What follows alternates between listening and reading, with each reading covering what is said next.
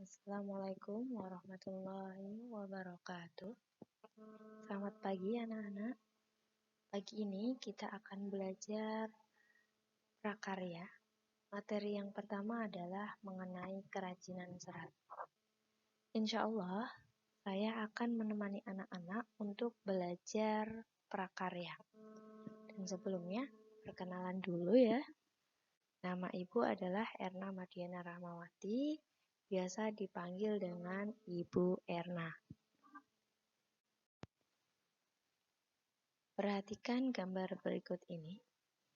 Ada gantungan kunci yang berbahan dasar sabut kelapa, ada tas yang berbahan dasar sabut kelapa, ada tas dan keranjang yang berbahan dasar enceng gondok, ada juga toples yang dihiasi dengan kain yang berbahan dasar sabut kelapa.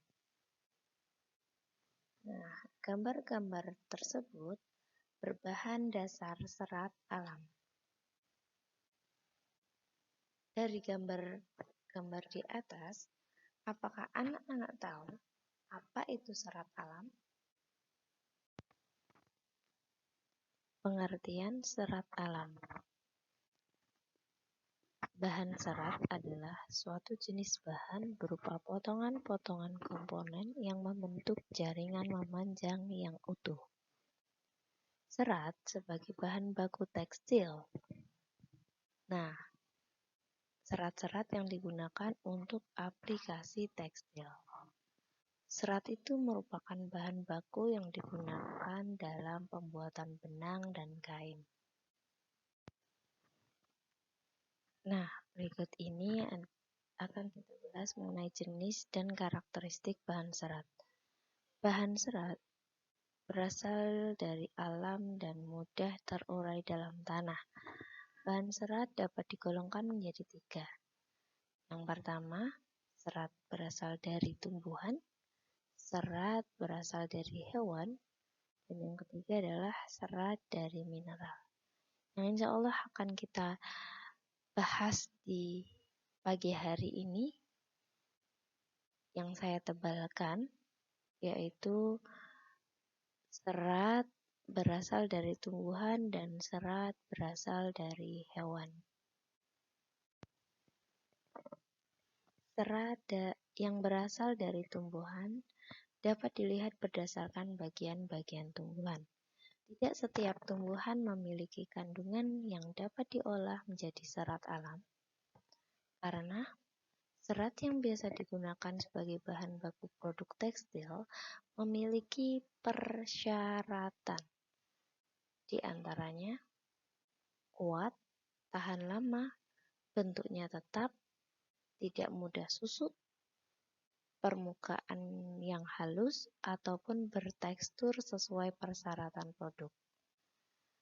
Adapun serat yang berasal dari tumbuhan dapat diklasifikasikan menjadi 4. Yang pertama, serat dari biji, yang kedua serat dari batang, yang ketiga serat dari daun, yang keempat serat dari buah. Nah, berikut ini adalah serat dari biji. Kapas dapat digunakan sebagai bahan baku tekstil dan sebagai bahan baku kosmetik. Nah, berikut ini adalah gambar serat biji kapas dan serat biji kapuk.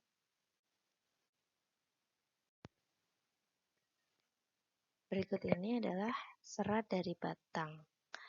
Beberapa jenis batang tumbuhan dapat menghasilkan serat.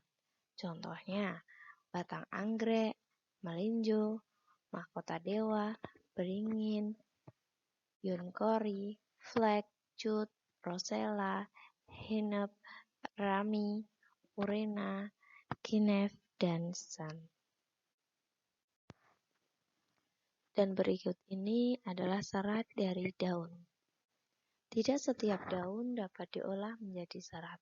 Namun, banyak orang yang sudah memanfaatkan serat dari daun sebagai bahan tekstil. Contohnya, serat daun mending atau purun tikus, daun nanas, daun pandan yang berduri, daun enceng gondok, daun abaka, daun sisal, dan daun henekun. Dan berikut ini adalah serat dari buah. Tumbuhan yang memiliki buah sangat beragam. Namun, yang dapat menghasilkan buah dapat diolah menjadi bahan serat tidaklah banyak. Buah yang sudah dimanfaatkan sebagai bahan serat adalah kelapa. Buah kelapa memiliki sabut yang melapisi buah. Sabut tersebut sudah banyak digunakan sebagai bahan serat. Serat dari hewan. Serat yang berasal dari hewan banyak disukai oleh negara Eropa. Serat tersebut memiliki tekstur yang lembut dan halus. Sifat serat hewan menghangatkan, sehingga orang-orang tinggal di daerah musim dingin sangat memanfaatkan serat ini. Bagian hewan yang dimanfaatkan seratnya adalah bulunya. Bulu hewan yang paling banyak diolah sebagai bahan baku serat tekstil diantaranya adalah stapel dan filamen. Nah, sekarang kita akan bahas mengenai serat dari stapel.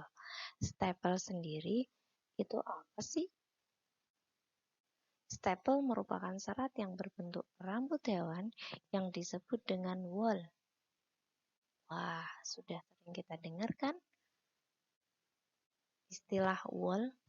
Contohnya domba, alpaka, unta, kasmer, mohair, kelinci, dan viguna. Bulu hewan yang paling banyak digunakan adalah wool dari bulu domba. Nah, bisa kita lihat gambar yang ada di slide ini. Adalah gambar serat bulu domba dan serat bulu alpaka. Nah, sekarang serat dari filamen. Filamen itu merupakan serat yang berbentuk jaringan. Contohnya, serat yang berasal dari larva ulat sutra yang digunakan untuk membentuk kepompong. Nah, kepompong inilah yang merupakan serat lalu dipintal menjadi benang. Nah, berikut ini akan kita bahas mengenai karakteristik bahan serat. Ada kapas, serat sutra, serat wool. Nah, untuk serat kapas, karakteristiknya bahan terasa ringan dan sedikit kaku. Mudah kusut, mudah menyerap keringat, rentan terhadap jamur, mudah terbakar. Lalu untuk serat sutra, bahannya berkilau, sangat bagus dan lembut.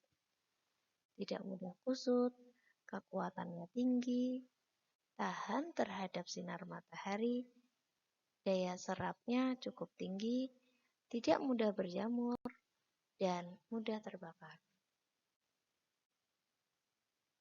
Sedangkan serat wool, bahannya agak kuat, tidak berkilau, keriting, kekenyalannya tinggi, menahan panas, dan juga tahan terhadap jamur dan bakteri. Alhamdulillah, materi kita sudah selesai.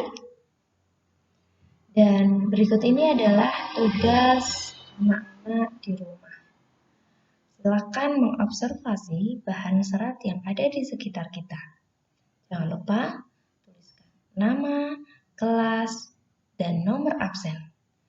Tugas ditulis di buku tugasnya masing-masing. Nah, susunlah tabel seperti berikut ini. Ada 4 tabel, ada serat tumbuhan, ada serat hewan, dan manfaatnya.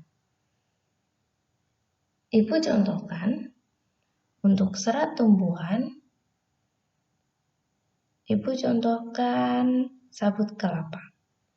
Apa sih manfaat dari sabut kelapa itu? Nah, ternyata sabut kelapa itu ada manfaatnya. Oh, ternyata sabut kelapa itu bisa untuk membuat gantungan kunci. Nah, kalau untuk yang serat hewan, ada serat wool. Apa sih manfaatnya? Oh, ternyata wool itu bisa untuk membuat jaket.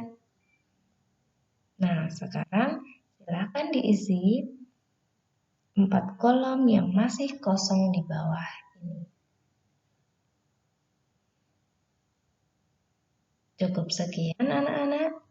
Wassalamualaikum warahmatullahi wabarakatuh.